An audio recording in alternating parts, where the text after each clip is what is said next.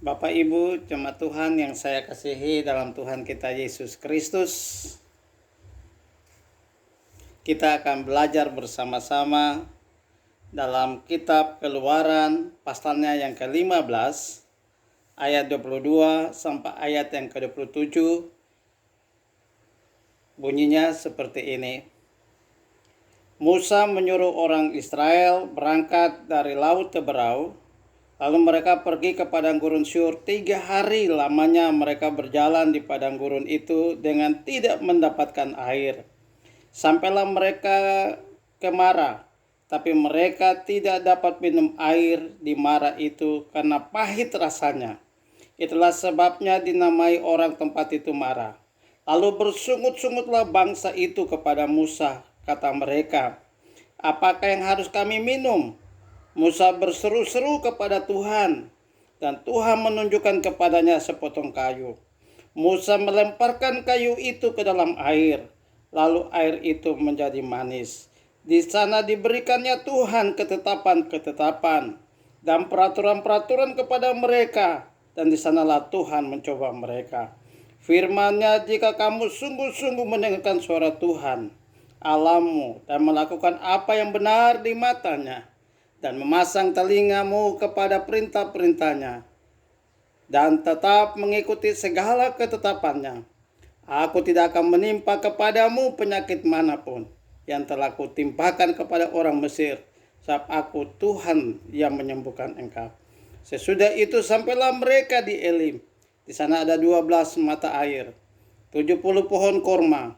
Lalu berkemahlah mereka di sana di tepi air itu. Bapak Ibu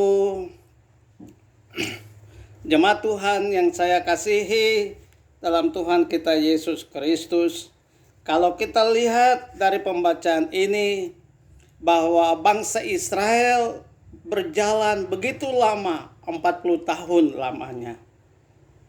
Perjalanan umat Israel ada banyak suka dan duka. Ada banyak hal yang mereka rasakan dalam seluruh perjalanan hidup mereka. Walaupun Tuhan ada bersama-sama dengan mereka, tetapi mereka senantiasa melewati tantangan demi tantangan. Persoalannya sekarang, tantangan itu memang harus dihadapi oleh setiap anak-anak Tuhan.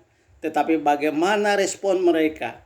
Bagaimana sikap mereka mengalami tantangan demi tantangan itu? Cerita ini menggambarkan kepada kita bagaimana perjalanan hidup orang percaya yang harus melewati berbagai-bagai tantangan untuk melihat dan menerima berkat Tuhan di balik semua hal yang sedang mereka rasakan. Mereka telah melewati Laut Teberau.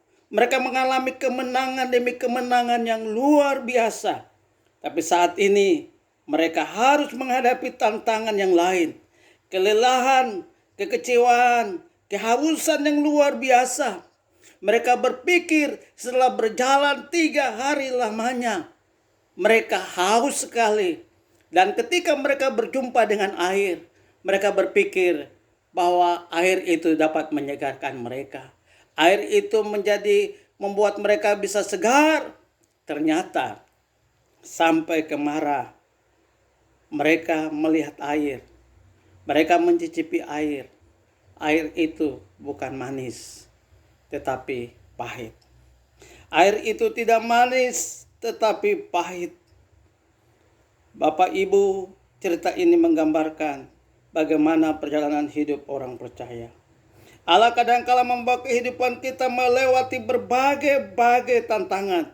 Bagaimana sikap orang percaya? Sikap hidup orang percaya bukan saja menghindar dari kepahitan itu, tapi harus merubah kepahitan itu menjadi sesuatu yang manis. Mengapa? Karena padang gurun bukan tujuan akhir dari perjalanan hidup mereka, tapi orang percaya harus melewati padang gurun. Kehidupan kita akan selalu melewati padang gurun. Tapi apa yang perlu saudara dengan saya kerjakan? Dari pembacaan ini, saya melihat ada 3 hal yang mereka boleh buat. Hal yang pertama, bahwa perjalanan hidup orang percaya akan mengubah kepahitan menjadi sesuatu yang manis.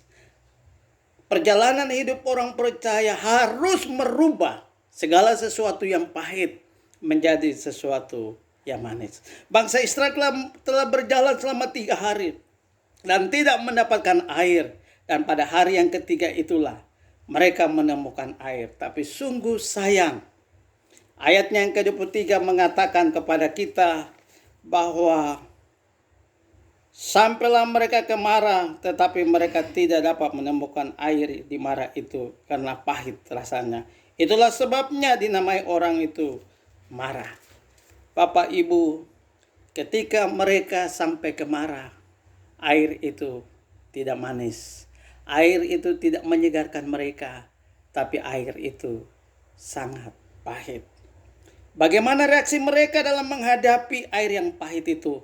Ayat yang ke-24 mengatakan, mereka bersungut-sungut, mereka protes, mereka marah, mereka kecewa karena tidak sesuai dengan harapan mereka. Bapak Ibu, itu pun yang sering terjadi dalam perjalanan kehidupan kekristenan kita. Kadang perjalanan kehidupan kita ada manis, ada pahit. Tapi yang Allah lihat bagaimana reaksi kita. Dalam kepahitan itu Allah tidak mau kita berlari. Tapi Allah mau tetap kita setia dalam perjalanan hidup kita. Karena kita harus merubah yang pahit itu menjadi sesuatu yang manis. Allah mau melihat bagaimana reaksi kita. Ketika saudara dengan saya diperhadapkan dengan perjalanan kehidupan yang pahit itu. Apa reaksi kita? Disitulah Allah mau melihat. Disitulah Allah mau melihat sikapmu ketika engkau diperhadapkan dengan kepahitan demi kepahitan. Apa yang dibuat oleh Musa ketika dia diperhadapkan dengan segala hal itu. Ayat 25 mengatakan bahwa Musa berdoa kepada Tuhan. Ini cara kita untuk merubah kepahitan menjadi sesuatu yang manis. Maka reaksi kita, sikap kita sebagai anak Tuhan adalah berdoa kepada Tuhan. Doa dapat merubah segala keadaan. Doa dapat merubah segala sesuatu yang pahit bisa menjadi manis. Doa dapat merubah segala hal. Itu sebabnya tatkala kita diperhadapkan dengan kepahitan hidup ini, apa yang perlu saudara dan saya buat? Tidak lain, berdoa kepada Tuhan. Mari kita mau berjalan, kita mau merubah semua hal yang sedang terjadi dalam kehidupan kita dengan reaksi kita yang benar, sikap kita yang benar, yaitu berdoa kepada Tuhan. Kita lihat Yusuf dalam perjalanan kehidupannya, ada banyak hal yang dia boleh lewati. Penderitaan demi kependeritaan, kepahitan demi kepahitan. Tapi reaksinya selalu benar di dalam Tuhan. Dia tidak mempersalahkan Tuhan. Dia tetap mau setia dengan doanya kepada Tuhan. Itu sebabnya ketika Allah mengizinkan banyak hal terjadi dalam kehidupan kita, Allah mau melihat reaksimu dalam menghadapi semua hal. Saya kasih satu contoh. Bagaimana wortel dengan telur. Saudara, satu ketika ada seorang anak Tuhan yang mengalami kepahitan demi kepahitan. Dia menangis. Dia datang kepada ibunya. Kemudian ibunya membawa wortel dengan telur. Waktu ibunya membawa wortel dan telur, ibunya menyuruh dia ikut ibunya ke dapur. Sampai ke dapur, ibunya taruh air panas. Waktu ibunya taruh air panas, ibunya bilang begini, ibu taruh wortel dengan telur ini dalam air panas. Waktu wortel ditaruh di air panas, wortel yang tadinya keras itu, waktu kena air panas, wortel itu menjadi lembek. Telur itu sangat lembek sekali. Tapi ketika dikasih masuk di air panas, dia menjadi keras. Dua ini, reaksi mereka ketika kena air panas berbeda-beda. Wortel menjadi lemah, tetapi telur menjadi keras. Demikian kehidupan kita. Ketika Allah mengizinkan kita ada dalam air panas, ketika Allah mengizinkan kita dalam kepahitan demi kepahitan, Tuhan mau melihat reaksimu dalam menghadapi segala penderitaan yang sedang engkau alami. Mari dalam semua hal tetap memuji Tuhan. Dalam semua hal tetap bersekutu dengan Tuhan. Dalam semua hal tetap berdoa kepada Tuhan. Disitulah engkau dapat merubah kepahitan menjadi sesuatu yang manis. Bagian yang kedua, perjalanan hidup orang percaya harus didasarkan pada iman kita kepada Tuhan. Iman bukan suatu tindakan asal nekat, tapi iman adalah tindakan yang yakin akan firman Allah. Berdasarkan firman Allah, Tuhan tahu air di Mara itu sangat pahit, tetapi Tuhan mau melihat tindakan kita. Allah mau melihat tindakan dari bangsa Israel. Di dalam ayat yang ke-25 ini, kita lihat bangsa Israel bukannya berdoa, tapi bersungut-sungut kepada Tuhan. Beda dengan Musa. Ketika air itu pahit, reaksi Musa adalah berdoa, minta kepada Tuhan. Waktu Musa berdoa, Tuhan menyuruh Musa supaya buang tongkat itu ke dalam air yang pahit itu. Ketika tongkat itu dibuang ke air yang pahit itu, air itu berubah menjadi sesuatu yang manis. Amin, saudara. Kenapa? Karena melangkah, karena didasari pada iman yang sungguh kepada Tuhan. Bapak, Ibu, Tuhan selalu punya cara untuk menolong anak-anaknya. Tuhan tahu apa sedang diperhadapkan oleh anak-anaknya. Tapi Tuhan mau melihat apa reaksi kita. Apa yang perlu saudara dengan saya kerjakan. Berjalan di dalam iman kita. Melangkah di dalam iman kita kepada Tuhan. Kita percaya bahwa semua hal yang sedang terjadi itu cuma sementara. Akhir dari perjalanan hidup kita, pasti saudara dengan saya, kita akan merasakan berkat-berkat Tuhan yang luar biasa. Itu sebabnya Bapak Ibu, dalam menghadapi semua perjalanan kehidupan kita, hal yang perlu saudara dengan saya kerjakan, tetap percaya, imani, memegang janji-janji Tuhan, berjalan dalam janji-janji Tuhan. Karena di sanalah ada berkat yang Allah sedang siapkan. Mungkin kita bertanya, ada berkat apa ketika kita berjalan di dalam iman kita?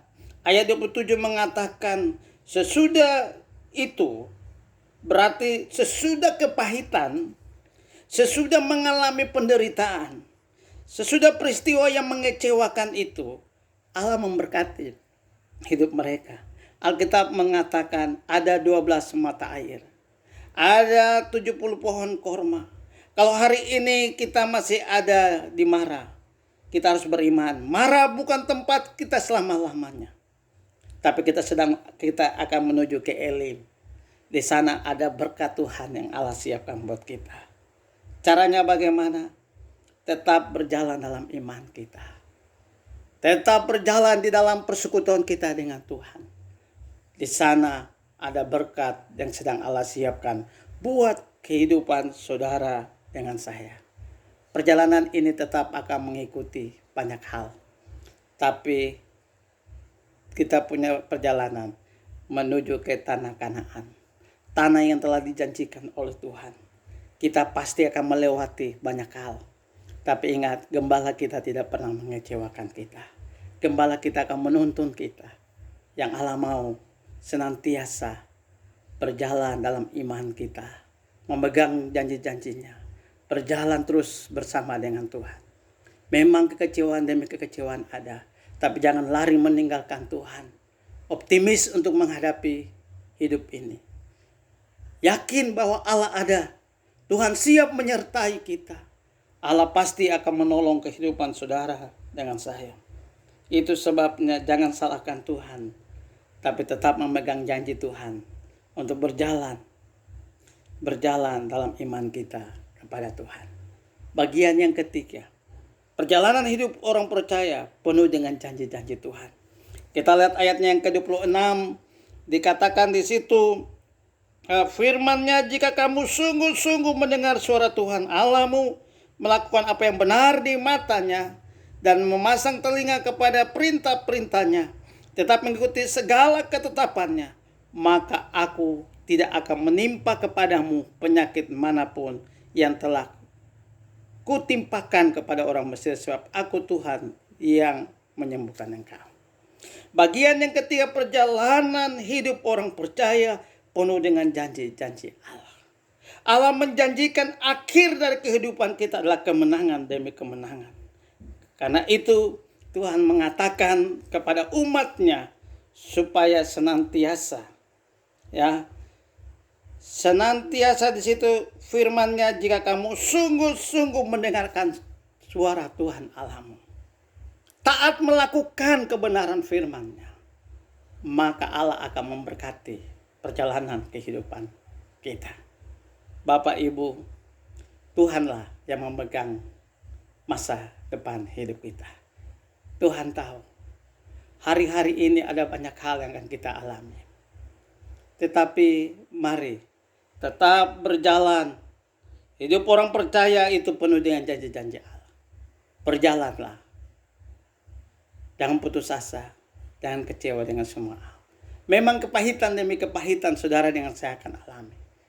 Tapi kita tidak tinggal di sana. Perjalanan hidup kita akan menuju ke Elim. Perjalanan hidup kita akan menuju ke tanah Kanaan.